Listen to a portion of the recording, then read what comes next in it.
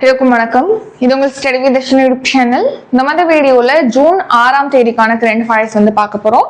So today current affairs பார்க்கறதுக்கு முன்னாடி yesterday current affairs வந்து ரிவிஷன் பார்த்துட்டு ஸ்டார்ட் பண்ணலாம். June 5th current affairs, yesterday current affairs revision. So ஒவ்வொரு கொஸ்டினுக்கும் ஆன்சர் வந்து நீங்க கமெண்ட் பண்ண ஆரம்பிச்சிடலாம்.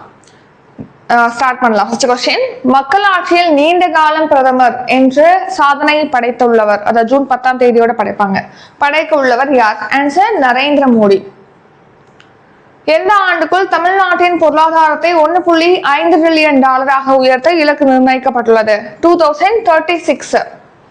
ஐக்கிய நாடுகள் பாதுகாப்பு கவுன்சிலின் தற்காலிக உறுப்பினர்களாக எந்த நாடுகள் தேர்வு செய்யப்பட்டுள்ளது? Austria, Kyrgyzstan, Portugal, Trinidad Tobago, next வந்து ஜிம்பாப்வே. இந்த 5 நாடுகள் வந்து நிரந்தரமற்ற உறுப்பு நாடுகளா, தற்காலிக உறுப்பு நாடுகளாக ஐக்கிய நாடுகள் பாதுகாப்பு கவுன்சில்ல தேர்வாயிருக்கு. கிரேட் நிக்கோபார் திட்டம் எத்தனை கோடி மதிப்பீட்டில் செயல்படுத்தப்படுகிறது? ஆன்சர் 81,000 கோடியில. முக்கிய கனிமங்கள் உலகளாவிய விநியோக சங்கிலி கண்காணிப்பகத்தை இந்தியா எந்த நாட்டுடன் இணைந்து தொடங்கியுள்ளது? ஆன்சர் பிரிட்டனோட இணைஞ்சு ஸ்டார்ட் பண்ணிருக்காங்க, யூகேவோட சேர்ந்து. இந்தியாவில் தென்மேற்கு பருவமழை கீழ்கண்ட எந்த மாநிலத்தில் அதிகாரப்பூர்வமாக தொடங்கியுள்ளது? ஆன்சர் வந்து கேரளா, ஜூன் 4th ஸ்டார்ட் ஆயிருக்கு. When Audit Matters, CAG Interventions That Made a Difference என்ற புத்தகத்தை தொகுத்தவர் யார்? ஆன்சர் வினோத் ராய். உலக சுற்றுச்சூழல் தினம் எந்த நாளில் அனுசரிக்கப்படுகிறது? ஜூன் 5ஆம் தேதி நம்ம என்விரான்மெண்ட் டே செலிப்ரேட் பண்றோம். 23வது உலக கோப்பை கால்பந்து போட்டியானது எந்த 3 நாடுகளில் நடைபெறுகிறது? Canada, Mexico, America. இந்த 3 கண்ட்ரிஸ் வந்து ஹோஸ்ட் பண்றாங்க. ஃபர்ஸ்ட் டைம் இந்த FIFA வேர்ல்ட் கப்பை வந்து 3 நாடுகள் சேர்ந்து நடத்துறாங்க. 6th June today current affairs. அதுக்கு முன்னாடி ஒரு குவாட் பார்த்துட்டு ஸ்டார்ட் பண்ணலாம். சரி கவனிங்க. Comparison is the thief of joy. அதாவது நம்ம வாழ்க்கையில கம்பேர் பண்றோம் இல்லையா, இன்னொருத்தவங்களோட நம்ம வாழ்க்கையை கம்பேர் பண்றது. அவங்களுக்கு சந்தோஷமான வாழ்க்கை இருக்கு, அவங்களுக்கு நல்ல அம்மா அப்பா கிடைச்சிருக்காங்க, நம்மளோட வசதியான வாழ்க்கை அவங்களுக்கு இருக்கு, அவங்க நல்லா படிக்கிறாங்க, எல்லாமே அவங்களுக்கு கிடைச்சிருக்கு அப்படின்னு சொல்லி இன்னொருத்தவங்களோட வாழ்க்கையோட நம்ம வாழ்க்கையை எப்போதுமே கம்பேர் பண்ணிட்டே இருக்கோம் அப்படின்னா நம்ம அந்த வாழ்க்கையில சந்தோஷமா இருக்க முடியாது. கம்பேரிசன் அப்படிங்கிறது அந்த ஜாய்ஃபுல், அந்த சந்தோஷத்தை திருடக்கூடிய ஒண்ணுதான் இந்த கம்பேரிசன் அப்படிங்கிறது. ஸோ நம்ம வாழ்க்கையில இன்னொருத்தவங்களை எப்படியும் கம்பேர் பண்ணவே கூடாது. ஏன்னா உங்க வாழ்க்கையை நீங்க மட்டும்தான் வாழ முடியும். இன்னொருத்தவங்க வந்து வசதியான ஒரு நபரோ அல்லது நல்லா படிக்கிற ஒரு நபரோ உங்க வாழ்க்கையை வந்து வாழ முடியாது. நீங்க தான் வாழ முடியும். அப்படிங்கிறப்போ உங்க வாழ்க்கையை வாழக்கூடிய ஒரே ஆள் நீங்க தாங்கிறப்போ உங்க வாழ்க்கையில உங்களுக்கு முன்னாடி யாரு பின்னாடி யாருன்னு எப்படி சொல்ல முடியும்? உங்களுடைய பாதையில உங்களுக்கு முன்னாடி ஒருத்தர் போறாரு, எனக்கு பின்னாடி இவங்க வராங்க அப்படின்னு சொல்லிட்டு எப்படியும் நம்ம சொல்ல முடியாது. நம்ம பாதையில நம்ம மட்டும்தான், நம்ம வாழ்க்கையில நம்ம மட்டும்தான். ஸோ அப்போ இன்னொரு பர்சனோட உங்களை கம்பேர் பண்ணாதீங்க, உங்க வாழ்க்கையை கம்பேர் பண்ணாதீங்க அப்படிங்கிறதா இன்னைக்கான கரண்ட் அஃபேர்ஸ். கம்பேர் பண்றதுனால ஒண்ணுமே நமக்கு கிடைக்காது. அந்த நம்ம வேணா கொஞ்ச நேரம் வருத்தப்படணும்னு ஆசைப்படுறீங்க அப்படின்னா இன்னொருத்தவங்களோட கம்பேர் பண்ணிட்டு இருக்கலாம். State and scheme. இந்தியாவின் 100வது ராம்சார் தலமாக எந்த ஈரநிலம் அறிவிக்கப்பட்டுள்ளது? ஸோ இப்போ சுர்ஹாத்தால் பறவைகள் சரணாலயம் தான் இந்தியாவுடைய 100வது ராம்சார் தலமா அறிவிக்கப்பட்டிருக்கு. ஸோ 100வது அந்த ரவுண்டா ஒரு நம்பர் வரனால கம்பல்சரி நம்ம ஞாபகம் வச்சுக்கணும். இது உத்தரப்பிரதேச மாநிலத்தில் இருக்கு, சுர்ஹாத்தால் பறவைகள் சரணாலயம். ராம்சார் தலங்கள் அப்படின்னா என்னன்னா, இப்போ இந்த ஈரநிலங்கள்லாம் பாதுகாக்கணும் அப்படிங்கிறதுக்காக உலக நாடுகள்லாம் ஈரான்ல 1971 கூடி பேசுறாங்க. ஸோ அப்போ வந்து ஒரு ஒப்பந்தம் சைன் பண்றாங்க. ஸோ இது எங்க சைன் ஆகுது? ராம்சார் சிட்டியில, ஈரான்ல உள்ள ராம்சார் சிட்டியில. ஸோ அதனால அந்த ஒப்பந்தத்துக்கு ராம்சார் ஒப்பந்தம் அப்படின்னு பேர் வச்சுட்டாங்க. இது February 2ஆம் தேதி தானே சைன் ஆனிச்சு. இந்த டேவை நம்ம வெட்லேண்ட் டேவாவும் அறிவிச்சிட்டாங்க. ஸோ வேர்ல்டு வெட்லேண்ட் டேவா நம்ம, அதாவது ஈரநில தினமாக ஒவ்வொரு ஆண்டு February 2ஆம் தேதி அனுசரிச்சுட்டு வரும். இப்போ இந்தியாவிலேருந்து 100வது ராம்சார் தலமாக சுர்ஹாத்தல் பறவைகள் சரணாலயம் அப்படிங்கிறது சேர்க்கப்பட்டிருக்கு. ஈரநிலம் அப்படின்னா என்னன்னா, அந்த ஈரநிலம் அப்படிங்கிற இடத்துல எப்போதுமே ஒரு வெட்டான ரீஜன், எப்போதுமே தண்ணி வந்து அவைலபிளா இருந்துகிட்டே இருக்கும். ஸோ நீர் வந்து அவைலபிளா இருக்கு அப்படின்னா அதை சுற்றி தாவரங்கள் அதிகமா வளர்ந்துருக்கும். ஸோ அப்போ அதை தண்ணீர் குடிக்கிறது, அந்த தாவரங்களை நம்பி நிறைய உயிரினங்கள் அப்படிங்கிறது அங்கே வாழும். ஸோ பல்லுயிர் பெருக்கத்தை எங்கே காண முடியும்? ஈரநிலங்கள்ல காண முடியும். ஸோ அப்போ பல உயிரினங்களுடைய பாதுகாப்பான ஒரு பிளேஸா ஈரநிலம் இருக்கு. ஸோ அதை பாதுகாக்கணும் அப்படிங்கிறதுக்காக தான் இந்த ராம்சார் கன்வென்ஷன், அதாவது ராம்சார் ஒப்பந்தம் அப்படிங்கிறது மேற்கொள்ளப்பட்டது 1971. இப்போ 100வது ராம்சார் தலமாக சுர்ஹாத்தல் பறவைகள் சரணாலயம் சேர்த்திருக்காங்கன்னு சொன்னோம் இல்லையா? அது சுர்ஹாத்தல் பறவைகள் சரணாலயம் அல்லது ஜெயபிரகாஷ் நாராயண் பறவைகள் சரணாலயம், ரெண்டுமே ஒண்ணுதான். ஜெயபிரகாஷ் நாராயண் பறவைகள் சரணாலயம் அப்படின்னு அழைக்கப்படும், சுர்ஹாத்தல் பறவைகள் சரணாலயம் அப்படின்னும் அது அழைக்கப்படுது. ஸோ உத்தரப்பிரதேசத்துல பல்லியா மாவட்டத்துல தான் இது இருக்கு. ஸோ இங்க பாத்தீங்கன்னா அந்த மீன்பிடி பூனை இந்த மாதிரி அழிந்து வரக்கூடிய அழியும் விளிம்புல உள்ள உயிரினங்கள் வந்து விலங்குகளுடைய ஒரு தலமாகவும் இந்த சுர்ஹாத்தல் பறவைகள் சரணாலயம் இருக்கு. இப்போ வேர்ல்டு என்விரான்மெண்ட் டே செலிப்ரேட் பண்ணோம் இல்லையா, ஜூன் 5ஆம் தேதி. அதையொட்டி தான் 100வது ராம்சார் தலமா சுர்ஹாத்தல் பறவைகள் சரணாலயத்தை, அதாவது ஜெயபிரகாஷ் நாராயணன் பறவைகள் சரணாலயத்தை சேர்த்திருப்பதா சொல்லியிருக்காங்க. லாஸ்ட் 4 இயர்ஸ்ல மட்டுமே இந்தியாவில இருந்து 58 தலங்கள் ஈரநிலங்கள் வந்து ராம்சார் பட்டியல்ல சேர்க்கப்பட்டிருக்கு. ஆசியாலே வந்து அதிகமான ராம்சார் தலங்களை கொண்ட நாடா நம்ம இந்தியா இருக்கு. இந்தியாலே அதிகமான ராம்சார் தலங்களை கொண்ட மாநிலம் எது அப்படின்னா அது நம்ம தமிழ்நாடு. 20 ராம்சார் சைட் வந்து தமிழ்நாட்டுல இருக்கு. உலக அளவுல பார்த்தோம்னா 3rd பிளேஸ்ல இருக்கு. பிரிட்டன் 1st பிளேஸ், அதுக்கடுத்து மெக்சிகோ 2nd, 3rd வந்து நம்ம இந்தியா இருக்கு. பிரிட்டன்ல இங்கிலாந்துல வந்து 174 ராம்சார் தலங்களானது இருக்கு. ராம்சார் மாநாடு 1971 நடந்துச்சு. அங்கேதான் அந்த சைன் பண்ணிருப்பாங்க February 2ஆம் தேதி. இப்ப இந்த சுர்ஹாத்தல் பறவைகள் சரணாலயம் பார்க்கணும் இல்லையா, அங்க மீன்பிடி பூனை, அதுக்கப்புறமா குள்ளவாத்து, இந்திய ஆற்றாலா, இந்த மாதிரியான உயிரினங்கள் வந்து அங்க இருக்கு அப்படின்னு தெரிவிச்சிருக்காங்க. அதோடைய ஒரு புகலிடமா அது திகழுது. ஸோ சேம் அதே தான், கங்கை நதியுடைய ஒரு முக்கியமான வளைவுல தான் இந்த சுர்ஹாத்தல் பறவைகள் சரணாலயம் இருக்கு அப்படின்னும் தெரிவிச்சிருக்காங்க. சேம் அதே தான் இங்கேயும் கொடுத்துருப்போம். 1971 வந்து சைன் ஆச்சு இந்த ராம்சார் கன்வென்ஷன் அப்படின்னு சொல்லி பார்த்தோம் இல்லையா, ராம்சார் ஒப்பந்தம். ஸோ இதுல இந்தியா எப்போ இணைஞ்சிச்சு அப்படின்னா 1982 February 1 தான் இந்தியா வந்து இணைஞ்சிருப்பாங்க. அதையும் நோட் பண்ணிக்கோங்க. அடுத்த ரீசன் நியூஸ். ஸோ லாஸ்டா சேர்க்கப்பட்ட அந்த 10 ராம்சார் தலங்கள் இதுல ரீசன் நியூஸ்ல கொடுத்துருக்கோம். நான் வந்து உங்களுக்கு லாஸ்டா சேர்த்த ஒரு 4 ராம்சார் தலம் மட்டும் இப்ப சொல்றேன். ஸோ சிலிசேரியா ஏரி இது வந்து ராஜஸ்தான்ல இருக்கு. இது போன வருஷம் டிசம்பர்ல வந்து சேர்த்திருப்பாங்க, 2025 டிசம்பர்ல சேர்த்திருப்பாங்க. பாட்னா பறவைகள் சரணாலயம் இது உத்தரப்பிரதேச மாநிலத்துல இருக்கு. ஸோ இது இந்த வருஷம் 2026 ஸ்டார்டிங்ல சேர்த்திருப்பாங்க. அதே தான் சாரிதந்த் ஈரநிலம். ஸோ இதுவுமே இந்த வருஷம் ஸ்டார்டிங்ல சேர்த்திருப்பாங்க, குஜராத்ல இருக்கு. அப்புறம் ஷேகாஜில் பறவைகள் சரணாலயம் உத்தரப்பிரதேசத்துல இருக்கு. இது 99வது ஈரநிலமா சேர்க்கப்பட்டது ராம்சார் தலமா. அடுத்து உத்தரப்பிரதேச மாநிலத்தில் இருக்கக்கூடிய ஒரே நேஷனல் பார்க் எதுனா துத்வா நேஷனல் பார்க்.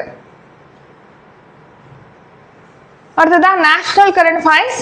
எந்த நாட்டின் ஏர்ட்ராங் நிறுவனம் இந்தியாவில் 3 லட்சம் கோடி முதலீடு செய்ய உள்ளது? Answer Australia. ஸோ ஆஸ்திரேலியா பார்த்தீங்கன்னா உலக தரத்துல தரவு மையம் சம்பந்தமாக இந்தியாவில் வந்து ஒரு 3 லட்சம் கோடியை வந்து இன்வெஸ்ட் பண்ண போறதா சொல்லியிருக்காங்க. ஸோ 3 lakh crore ஆஸ்திரேலியாவுடைய ஏர்ட்ராங் நிறுவனம் இன்வெஸ்ட் பண்ண போறதா தெரிவிச்சிருக்காங்க. இந்த ஏர்ட்ராங் நிறுவனம் அப்படிங்கிறது உயர்திறன் தரவு மையங்களை கட்டமைக்கக்கூடிய ஒரு நிறுவனம். நம்ம நாட்டுல இப்போ இன்வெஸ்ட் பண்றாங்க அப்படின்னா நம்மளுடைய டிஜிட்டல் கட்டமைப்பு, தரவு மையங்களுடைய உள்கட்டமைப்பு அப்படிங்கிறது மேம்படும். ஸோ அதே தான் இங்கே இருக்கும். ஆஸ்திரேலியாவை தலைமையிடமாக கொண்டு 2015 தான் இந்த ஏர்ட்ராங் நிறுவனம் அப்படிங்கிறது ஸ்டார்ட் பண்ணியிருப்பாங்க. 3 lakh crore இங்கே வந்து இன்வெஸ்ட் பண்றாங்க இந்தியாவில். அடுத்து நேஷனல் கரண்ட் அஃபேர்ஸ். ஸோ இன்னொரு முக்கியமான விஷயம், இங்கே வந்து வெளிநாட்டு நிறுவனங்கள் அவங்களுடைய ஸ்டோரேஜ் ஃபெசிலிட்டியை வந்து நம்ம நாட்டில் நிறுவுறாங்க அப்படின்னா அவங்களுக்கு இத்தனை கோடி வழங்கப்படும், இத்தனை ஆண்டுகளுக்கு அவங்களுக்கு வரி விலக்கு வழங்கப்படும் அப்படின்னு சொல்லி தெரிவிச்சிருப்பாங்க இல்லையா. எத்தனை வருஷத்துக்கு அவங்களுக்கு வரி விலக்கு வழங்கப்படும் சொல்லிட்டு பட்ஜெட்ல அறிவிச்சிருப்பாங்க. ஸோ இதுக்கான ஆன்சரை கமெண்ட் பண்ணுங்க, இது உங்களுக்கான கொஸ்டின். அடுத்து நேஷனல் கரண்ட் அஃபேர்ஸ். புதுப்பிக்கத்தக்க எரிசக்தி திறன் எத்தனை ஜிகாவாட்டாக அதிகரித்துள்ளது? ஸோ 250 ஜிகாவாட்டா இன்க்ரீஸ் ஆயிருக்கு. புதுப்பிக்கத்தக்க ஆற்றல் மூலமாக மின்சாரம் உற்பத்தி செய்யக்கூடிய திறன். ஸோ அதாவது ரினியூவபிள் எனர்ஜி மூலமா, ரினியூவபிள் எனர்ஜினா சூரிய ஆற்றல் மூலமா மின்சாரம் உற்பத்தி செய்யறது, காற்றாலை மூலமா, நீராற்றல் மூலமா, இந்த மாதிரி ரினியூவபிள் எனர்ஜி மூலமா மின்சாரம் உற்பத்தி செய்யறோம் இல்லையா. ஸோ மொத்தமா அது எவ்வளவு எட்டிருக்கு அந்த திறன் அப்படின்னா 250 ஜிகாவாட். அதாவது மொத்த மின் உற்பத்தியில நம்ம நாட்டில் மேற்கொள்ளப்படக்கூடிய மொத்த மின் உற்பத்தியில 50% மேல புதுப்பிக்கத்தக்க ஆற்றல் மூலமாக தான் மின்சாரம் உற்பத்தி செய்யறோம். அது 250 ஜிகாவாட்டை எட்டிருக்கு அப்படின்னு தெரிவிச்சிருக்காங்க. இது ஏற்கனவே பார்த்ததுதான், மறுபடியும் நியூஸ்ல வர்றதுனால பாக்குறோம். அடுத்து ஜொரோவர் பீரங்கி தயாரிப்பு ஆலையானது குஜராத்ல இருக்கு. அதாவது லார்சன் அண்ட் டியூப்ரோ நிறுவனம் LND நிறுவனத்துடைய வளாகம், அந்த பாதுகாப்பு தளவாடங்களை உற்பத்தி செய்வதற்கான வளாகமானது குஜராத்ல இருக்கு. அதை வந்து இப்போ ரீசெண்டா பிரைம் மினிஸ்டர் மோடி அவர்கள் அங்க விசிட் பண்ணிருப்பாங்க. ஸோ அதனால இதை பத்தி பாக்குறோம். இந்த ஜொரோவர் பீரங்கி வாகனம் இருக்கு இல்லையா, அது வந்து 25 டன் எடை கொண்டது. ஸோ இது வந்து DRDOவோட சேர்ந்துதான் இது வடிவமைக்கப்பட்டிருக்கு, ஜொரோவர் பீரங்கி வாகனம். ஸோ அதே தான் 250 ஜிகாவாட் நம்ம ரினியூவபிள் எனர்ஜி அந்த கெப்பாசிட்டியை ரீச் பண்ணியிருக்கோம். அடுத்து AM நாயக் கனரக பொறியியல் வளாகம் தான் குஜராத்ல இருக்கு, சூரத்ல LNDயோட நிறுவனம். ஸோ இங்கே வந்து விசிட் பண்ணியிருப்பாங்க பிரைம் மினிஸ்டர் மோடி. அந்த ஜொரோவர் பீரங்கி வாகனத்தை வந்து DRDOவோட இணைஞ்சு தான் உருவாக்கியிருப்பாங்க, 25 டன் எடை கொண்டது. அடுத்து டிஃபென்ஸ் கரண்ட் அஃபேர்ஸ். இந்தியாவுடன் இணைந்து எந்த போர் விமானத்தை தயாரிக்க ரஷ்யா தயாராக இருப்பதாக தெரிவித்துள்ளது. ஆன்சர் வந்து சுஹோய் 57 விமானத்தை இந்தியாவோட இணைஞ்சு இந்தியாவில தயாரிக்கிறதுக்கு ரஷ்யா வந்து தயாரா இருக்கு அப்படின்னு சொல்லிட்டு தெரிவிச்சிருக்காங்க. சுஹோய் 57 அப்படிங்கிறது 5th ஜெனரேஷன் ஏர்கிராஃப்ட். இதே 5th ஜெனரேஷன்ல நம்ம நாட்டுல உள்நாட்டிலே ஒரு போர் விமானத்தை தயாரிக்க போறாங்க அப்படின்னு சொல்லிட்டு பார்த்துருப்போம். அது என்னன்னா அட்வான்ஸ்டு மீடியம் காம்பேக்ட் ஏர்கிராஃப்ட், அதாவது மேம்படுத்தப்பட்ட நடுத்தர ரக போர் விமானம். ஸோ AMCA அப்படின்னு சொல்லிட்டு அந்த விமானத்தை சொல்லுவோம். இது 5th ஜெனரேஷன். நம்ம உள்நாட்டிலே இதை வடிவமைச்சு டிசைன் பண்ணி இதை வந்து உருவாக்கணும் அப்படின்னு சொல்லிட்டு பிளான் பண்ணியிருக்காங்க. இப்போ ரஷ்யா வந்து சுஹோய் 57 இந்தியாவோட சேர்ந்து இந்தியாவில் தயாரிக்கிறதுக்கு தயாரா இருக்காங்கன்னு சொல்லியிருக்காங்க. இது 5th ஜெனரேஷன் பார்த்திருக்கோம். ரீசெண்டா நம்ம S-400 அதையும் நியூஸ்ல பார்த்திருப்போம். S-400 அப்படிங்கிறது ரஷ்யா கிட்ட இருந்து வாங்கக்கூடிய ஒரு வான் பாதுகாப்பு அமைப்பு தான் S-400 அப்படிங்கிறது. ஸோ சேம் அதே தான் இங்கே கொடுத்துருப்போம். Economic current affairs. 2026 நிதியாண்டின் 4வது காலாண்டில் நாட்டின் GDP வளர்ச்சி எத்தனை சதவீதமாக உயர்ந்துள்ளது? ஆன்சர் 7.8%. ஸோ இப்போ 2026 நிதியாண்டு அப்படின்னா அதோட அர்த்தம் என்னன்னா 2025 ஏப்ரல் 1ல இருந்து 2026 மார்ச் 31 வரைக்கும் உள்ள இந்த 1 இயர் தான் நம்ம நிதி ஆண்டு அப்படின்னு சொல்லுவோம். இப்போ ஒரு வருஷம் கேலண்டர் ஆண்டுன்னா ஜனவரி 1ல இருந்து டிசம்பர் 31 அப்படின்னு சொல்லி பார்க்கணும் இல்லையா. நிதி ஆண்டு பிஸ்கல் இயர் அப்படின்னா ஏப்ரல் 1 to மார்ச் 31 வரைக்கும் எடுத்துக்குவோம். அதை 4 குவார்டரா நம்ம பிரிக்கலாம், 4 காலாண்டுகளா பிரிக்கலாம். ஸோ அதுல 4வது காலாண்டு அப்படின்னா ஜனவரி 1ல இருந்து மார்ச் 31 வரைக்கும் 2026. இதான் 4வது காலாண்டு. இந்த 4வது காலாண்டுல நம்ம நாட்டுடைய பொருளாதார வளர்ச்சி, அதாவது GDP growth அப்படிங்கிறது 7.8% இருக்குன்னு சொல்றாங்க. இந்த GDP அப்படின்னு சொல்றோம் இல்லையா, கிராஸ் டொமஸ்டிக் ப்ராடக்ட் அப்படின்னு சொல்லிட்டு மொத்த உள்நாட்டு உற்பத்தி. GDP அதோட விரிவாக்கம் என்ன, ஒரு வருஷத்துல அதாவது ஒரு நிதியாண்டுல நம்ம நாட்டுடைய புவியியல் எல்லைக்குள்ள எவ்வளவு பொருட்களை நம்ம உற்பத்தி பண்ணிருக்கோம், சரக்கு மற்றும் சேவைகளுடைய மொத்த மதிப்பை தான் நம்ம GDP அப்படின்னு சொல்றோம்.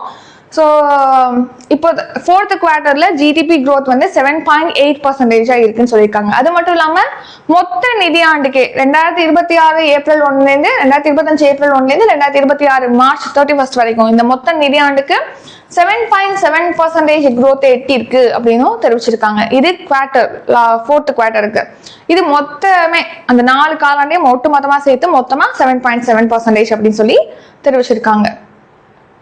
ஸோ 4வது காலாண்டுல 7.8% வளர்ச்சி, மொத்தமா பார்க்கும்போது அப்படின்னா 7.7% வளர்ச்சியை வந்து எட்டிருக்குன்னு சொல்லியிருக்காங்க. GDP மதிப்பு அப்படின்னு பார்த்தோம்னா இது 4th குவார்ட்டர்னு நீங்க தனியா பார்க்கணும்னு கிடையாது, மொத்த நிதியாண்டுக்கு பார்த்தா போதும். ஜஸ்ட் இதுல கொடுத்துருக்கு பாத்துக்கோங்க. 2025 to 26 4வது காலாண்டுல GDP மதிப்புங்கிறது 87.77 லட்சம் கோடி. இது அதே அதாவது இது இப்போ 2024 to 25 வருஷத்துல 4th காலாண்டுல இவ்வளவு GDP மதிப்பு இருக்குன்னு சொல்லியிருக்காங்க. ஸோ இதை வந்து லீவ் பண்ணிடலாம். இதுல வந்து மொத்தமா GDP அப்படிங்கிறது 2025 to 26 323.12 லட்சம் கோடி அப்படின்னு சொல்லி தெரிவிச்சிருக்காங்க. மொத்த மதிப்பை மட்டும் நீங்க நல்லா கான்சன்ட்ரேட் பண்ணி பாத்துக்கணும். 7.7% growth மொத்த நிதியாண்டுக்கு. GDP அப்படிங்கிறது 323.12 லட்சம் கோடி. ஸோ அதே இங்கேயும் கொடுத்துருப்போம் 7.7%. 4th குவார்ட்டர் அப்படின்னா 7.8%. Next economy. 2026 to 27 நிதியாண்டில் இந்தியாவின் பொருளாதார வளர்ச்சி எத்தனை சதவீதமாக இருக்கும் என ரிசர்வ் பேங்க் ஆஃப் இந்தியா கணித்துள்ளது. ஆன்சர் 6.6% இருக்கும்னு சொல்லிட்டு எஸ்டிமேட் பண்ணியிருக்காங்க. ரிசர்வ் பேங்க் ஆஃப் இந்தியாவில் பார்த்தீங்கன்னா இப்போ நிதி கொள்கை குழு கூட்டம் அப்படிங்கிறது வந்து 2 மந்த்துக்கு ஒரு தடவை நடத்துவாங்க. ஸோ ரிசர்வ் பேங்க் ஆஃப் இந்தியாவுடைய கவர்னர் யாரா இருப்பாங்களோ அவங்க தான் இந்த நிதி கொள்கை குழு கூட்டத்துக்கு தலைமை தாங்குவாங்க. ஸோ அதன்படி சஞ்சய் மல்ஹோத்ரா தலைமையில நிதி கொள்கை குழு கூட்டம் அப்படிங்கிறது நடந்திருக்கு. ஸோ அதுல வந்து என்னென்ன பண்ணுவாங்கன்னா, ரெப்போ ரேட்டை இன்க்ரீஸ் பண்ணலாமா, நமக்கு ஜிடிபி growth எவ்வளவு இருக்கும், இந்த மாதிரியான எஸ்டிமேட் பண்றது, இந்த மாதிரியான விஷயங்கள்லாம் விவாதிப்பாங்க. ஸோ அதுல ஃபைனல் ரிசல்ட் இப்போ நடந்த கூட்டத்துல என்ன பேசினாங்க, என்ன முடிவு எடுத்தாங்க அப்படிங்கறத சொல்லியிருக்காங்க.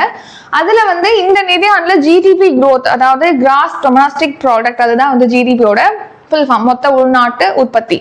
மொத்த உள்நாட்டு உற்பத்தி அப்படின்னா ஒரு நிதியாண்டுல இப்போ இந்த நிதியாண்டு அப்படின்னா 2026 to 27 நிதியாண்டு, இந்த ஒரு நிதியாண்டுல நம்ம நாட்டுடைய எல்லைக்குள்ள, ஸோ வெளியில கிடையாது, நம்ம நாட்டுடைய எல்லைக்குள்ள அந்த ஒரு நிதியாண்டுல உற்பத்தி செய்யப்பட்ட அனைத்து சரக்கு மற்றும் சேவைகளுடைய மொத்த மதிப்பை தான் நம்ம ஜிடிபி அப்படின்னு சொல்றோம்.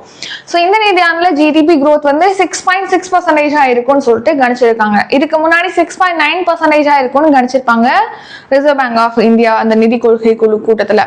இப்போ அதை 6.6% குறைச்சிட்டாங்க. ஏன்னா இப்போ மேற்காசிய பதற்ற சூழல், எரிபொருள் விலை இன்க்ரீஸ் ஆயிருக்கு. அடுத்து இப்போ எல்னினோ வந்து அக்கறாக்கும் அப்படின்னு சொல்லியிருக்காங்க. எல்னினோனா பசிபிக் பெருங்கடல்ல அதோடைய மேற்பரப்பு வெப்பநிலை அப்படிங்கிறத இயல்பா இருக்கிற வெப்பநிலையை விட அதிகரிச்சு அப்படின்னா அதை எல்னினோன்னு சொல்லுவோம். இயல்பா இருக்கிற வெப்பநிலையை விட குறைஞ்சிச்சு அப்படின்னா அதை லானினோ அப்படின்னு சொல்லுவோம். எல்னினோ வந்துச்சு அப்படின்னா அந்த பருவமழை எல்லாம் இருக்கு இல்லையா, அதுல தாக்கத்தை ஏற்படுத்தி கம்மியான மழை பொழிவு தான் தரும். அதனால வறட்சி ஏற்படும், நீர் பற்றாக்குறை காரணமாக அந்த விளைச்சல் அப்படிங்கிறது குறையும். ஸோ இந்த பாதிப்புகள்லாம் ஏற்படும். அதனால விலை உயர்வு அப்படிங்கிறதா ஏற்படும். அதனால பொருளாதார வளர்ச்சி அப்படிங்கிறது குறையும் சொல்லிட்டு எஸ்டிமேட் பண்ணிருக்காங்க reserve bank of India. So 6.6% இருக்கும்னு குறைச்சு மதிப்பிட்டு இருக்காங்க இந்த நிதியாண்டுல.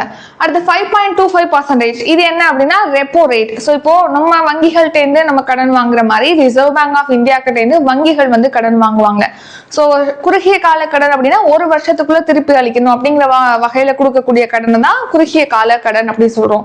ஸோ அந்த மாதிரி வழங்கக்கூடிய வங்கிகளுக்கு ரிசர்வ் பேங்க் ஆஃப் இந்தியா வழங்கக்கூடிய அந்த குறுகிய கால கடன்களுக்கான வட்டி விகிதம் தான் இந்த 5.25% ரெப்போ ரேட் அப்படின்னு சொல்லுவோம். இப்போ ரெப்போ ரேட் வந்து 5.25%ஆவே ஏற்கனவே இருந்ததோட தொடர்வதாக சொல்லியிருக்காங்க.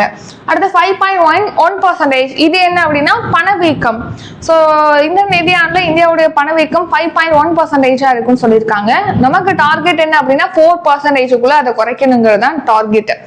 எதனால இதெல்லாம் இப்போ அந்த மேற்காசிய போர் நடக்கிறது, நெக்ஸ்ட் அதனால எரிபொருள் விலை இன்க்ரீஸ் ஆகுறது, எல்னினோ தாக்கம், இதெல்லாம் காரணமா இருக்கு குறைவான பொருளாதார வளர்ச்சிக்கு அப்படின்னு சொல்லி ரிசர்வ் பேங்க் ஆஃப் இந்தியா வந்து தெரிவிச்சிருக்காங்க. இந்தியாவுடைய ரூபாய் மதிப்பு தொடர்ந்து வீழ்ச்சி அடைஞ்சுக்கிட்டு வருது. ஸோ சேம் அதே தான் கொடுத்துருப்போம். 6.6% growth இருக்குன்னு சொல்லியிருக்காங்க, 5.1% பணவீக்கம் இருக்குன்னு சொல்லியிருக்காங்க. அதுக்கப்புறமா 5.25% ரெப்போ ரேட் வந்து தொடர்வதாக சொல்லியிருக்காங்க. Next appointments. இந்திய விமானப்படையின் துணை தலைமை தளபதியாக நியமிக்கப்பட்டுள்ளவர் யார்? ஆன்சர் ஆசுதோஷ் தீக்ஷித். ஸோ இவர் தான் இந்திய விமானப்படையுடைய துணை தளபதியாக அப்பாயிண்ட் பண்ணியிருக்காங்க.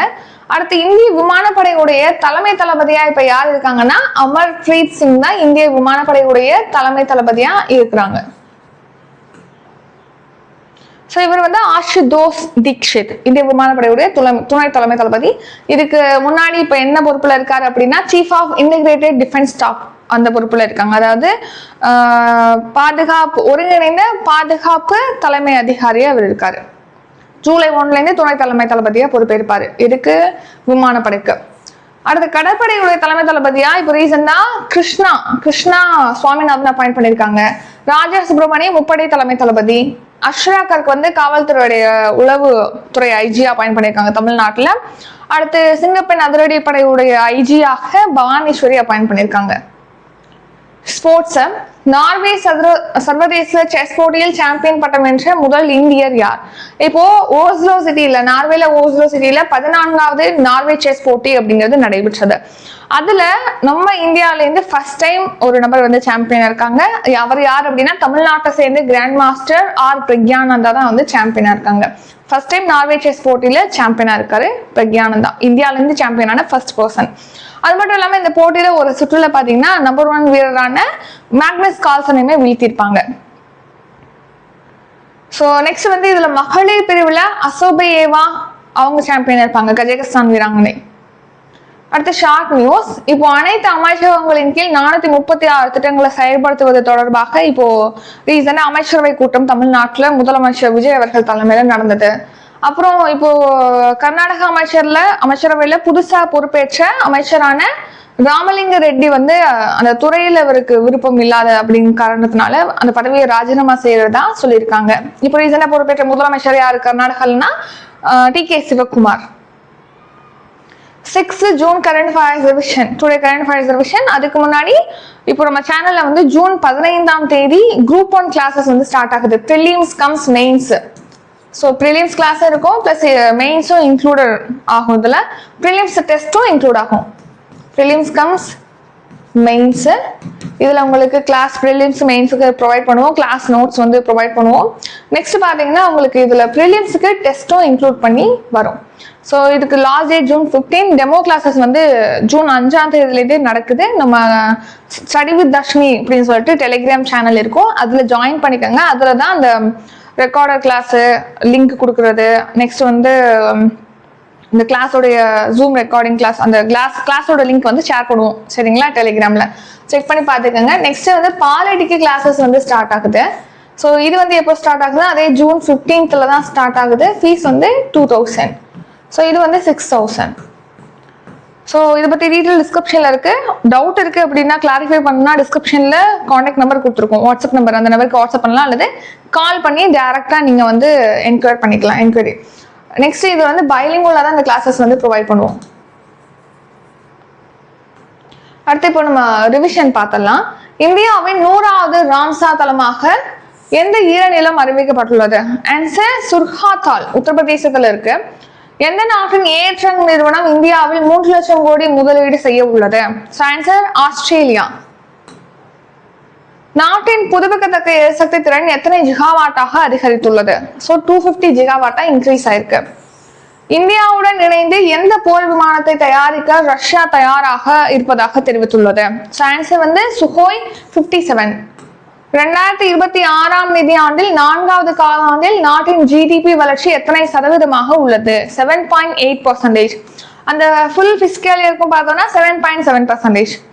2026-27ஆம் நிதியாண்டில் இந்தியாவின் பொருளாதார வளர்ச்சி எத்தனை சதவீதமாக இருக்கும் என்று ஆர்பிஐ கணித்துள்ளது? 6.6% இருக்குன்னு சொல்லிட்டு எஸ்டிமேட் பண்ணிருக்கு ஆர்பிஐ. இந்திய விமானப்படையின் அடுத்த துணை தளபதியாக நியமிக்கப்பட்டுள்ளவர் யார்? ஆன்சர் ஆஷுதோஷ் தீக்ஷித்.